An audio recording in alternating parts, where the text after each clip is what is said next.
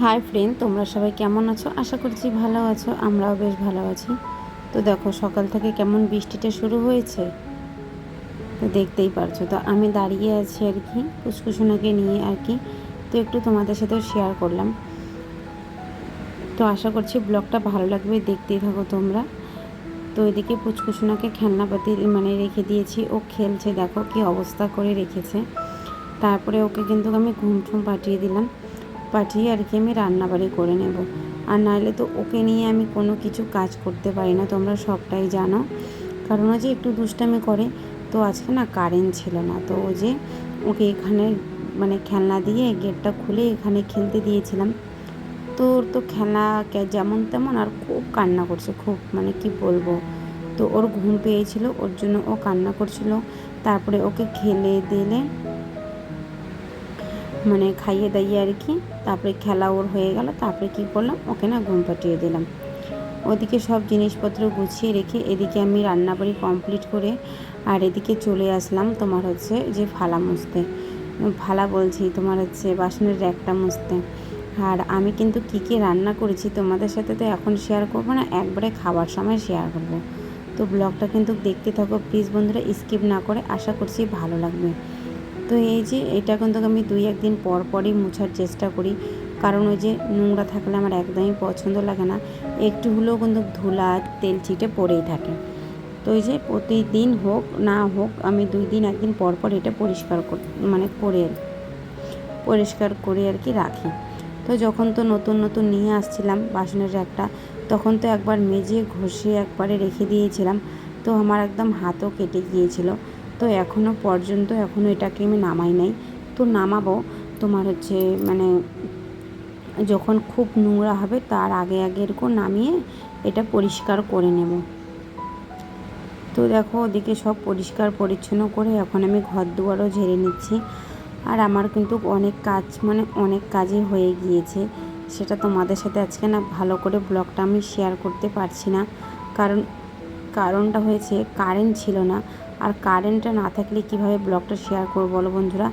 এত অন্ধকার, তার মধ্যে বৃষ্টি হচ্ছে, তোমরা বুঝতেই পারছো। আর এখানে কারেন্ট নাই, আগুন জ্বলেছিল, ওর জন্য আর কি কারেন্ট ছিল না এখানে। আমি অনেক বাসনপত্র ছিল আর কি। তো বাসনপত্র মেজে ঘর দুয়ার ঝাড়ার আগেই ঘর দুয়ার ঝাড়া কমপ্লিট করে তারপরে আমি বাসনপত্র যা যা ছিল সব মেজে ঘষে নিয়ে আসলাম। আর একবারে কাজকর্ম করে স্নান ধান করবো আর কি। স্নান ধান করে খাওয়া দাওয়া করে নেব।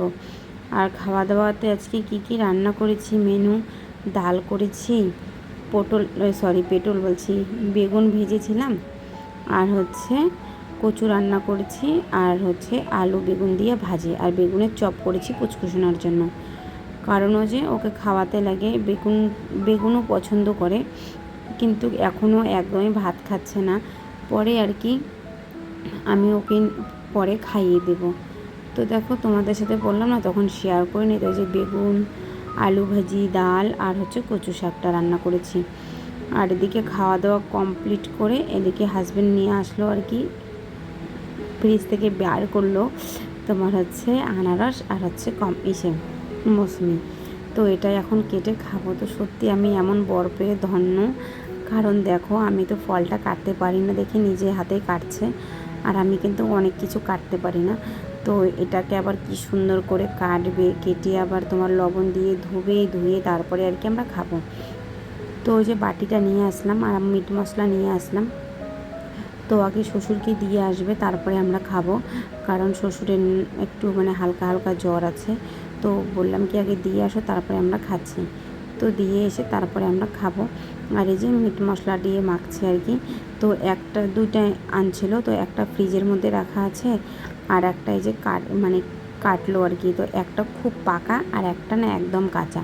তো আমাকে বললো তুমি কাটো এটা মৌসুমিটা, আর আমি তোমার হচ্ছে সেটা দিয়ে আসি। তো আমি বলছি ঠিক আছে তুমি যাও, কারণ আমি যাবো না, পুচকুসোনার অত্যাচার জানোই তো। আর ওর জন্য কিন্তু এই মৌসুমিগুলো আনা হয়েছে। ও আর আমার জন্য কিন্তু কত দিন হয়ে গেল মৌসুমিটা খাচ্ছি না। তো একটাই ছিল, তো আজকে যে ফ্রিজটা একটু দেখলো হাজব্যান্ড, দেখে তো বকাচকা দিল, বললো এতদিন হয়ে গেল তোমরা এখনও মৌসুমিটা খাও নাই। তো এই যে আজকে বের করে এখন আর কি খাবো জানো তো। তো তো হাজব্যান্ড আসবে, তারপরে তিনজনে মানে বসে আর কি খাবো। তো পুচকুসোনার অত্যাচার দেখো, ও তো খাচ্ছে না, ওকে বলছি তুমি তাড়াতাড়ি খাও একটা করে, ও খাচ্ছে না, নিয়ে থুতু করে ফেলিয়ে দিচ্ছে আর কি। তারপরে খাচ্ছে আর একটু গল্প করছে, ওকে নিয়ে ডাক্তারের কাছে যেতে হবে আর কি, কারণ হচ্ছে ওর ওষুধ শেষ হয়ে গিয়েছে, তো ওকে ওষুধ আনতে লাগবে। তো আজকেই যাব, আর খাওয়া দাওয়া করে তো হাজব্যান্ড চলে যায় রিজার্ভে, আর আমি নিয়ে যাব পুচকুসোনাকে। তো দেখো কেমন দুষ্টামি করছে, আমাকেও খেতে দিচ্ছে না আর নিজেও খাচ্ছে না। তো খুব দুষ্টু, মানে খুবই দুষ্টু, কি বলবো। তো বললাম কি ক্যামেরাটা বন্ধ করো, খাওয়া দাওয়া করে আর কি আমি ডক্টরের কাছে এখন চলে যাব কাজকর্ম করে সব। তো বন্ধুরা খাওয়া দাওয়া তো করে দেখলাই, ফলমূল খেলাম, তারপরে এই যে 5:45 বাজলো আর কি, আমি এখনই পুচকুসোনাকে ডাক্তার দেখিয়ে আসলাম। তো যে টিউমারটার জন্য আর কি ডাক্তার দেখাতে গিয়েছিলাম, তো ডাক্তারকে জিজ্ঞাসা করলাম যেটা কবে কমবে, তো বলছে অনেক লেট লাগবে আর কি, ওষুধ খাওয়াতেই বলেছে। তো আসার সময় যে 2টো সিঙ্গড়া নিয়ে আসছি, আর এখন দেখো ও খাচ্ছে। এই যে বাবা, এই যে সোনা, ওটা লাগিয়ে দিয়েছি না, ওইটা দেখছে। এই যে 2টো সিঙ্গড়া, একটা ও আর একটা আমি খাবো। তো হাজব্যান্ড তো নাই, ও গেছে ভাড়া। ফোন করলাম, মানে ফোন করলাম কি, খাওয়া দাওয়া করে ও বেরিয়ে গেল, আমিও গেলাম। তো ব্লগটা শেয়ার করি না, কারণ কি মোবাইলে চার্জ ছিল না, তো এসে আর কি চার্জ থেকে খুলে এখন তোমাদের সাথে শেয়ার করছি। তো ব্লগটা এখানেই শেষ করছি, ভালো লাগলে লাইক শেয়ার সাবস্ক্রাইব করে পাশে দেখো। আজকের জন্য টাটা।